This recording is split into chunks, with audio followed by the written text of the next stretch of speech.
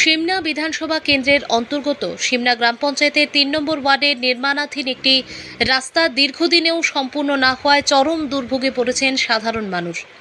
গ্রামবাসীদের অভিযোগ, রাস্তার দুই পাশে আরসিসি ওয়াল নির্মাণ করা হলেও মাঝখানে একটি মাটি ভরাট করা হয়নি।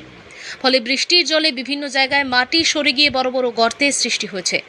এই অবস্থায় রাস্তা দিয়ে যাতায়াত করতে গিয়ে সমস্যায় পড়ছেন ছাত্রছাত্রী থেকে শুরু করে রোগী ও সাধারণ পথচারীরা।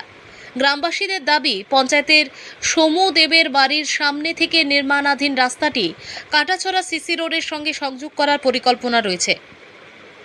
গত আশ্বিন মাসে কাজ শুরু হলেও বর্তমানে কাজ চলছে অত্যন্ত ধীর গতিতে বলে অভিযোগ তাদের। এ বিষয়ে সংশ্লিষ্ট দপ্তরের তরফে জানানো হয়েছে, প্রায় 6 মাস আগে রাস্তার কাজ শুরু হয়। আরসিসি ওয়াল নির্মাণের পর বর্ষা চলে আসায় মাটি ভরাট করা সম্ভব হয়নি। সেই কারণেই কাজ সম্পূর্ণ করতে বিলম্ব হচ্ছে।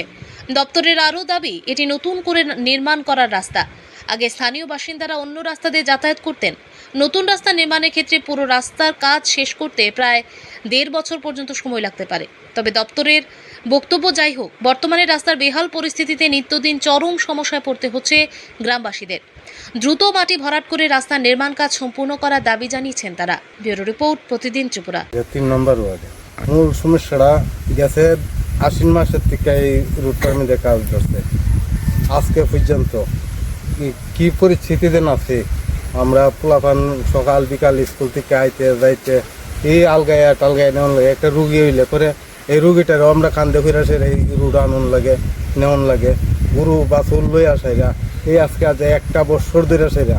কি অসুবিধার জন্য আছে, আমি তো কইতাছি গ্রামের মেয়ে লোকরা আছে, জল টলের চলবার কি অসুবিধা, তারা তো একটু কথাটা বলি।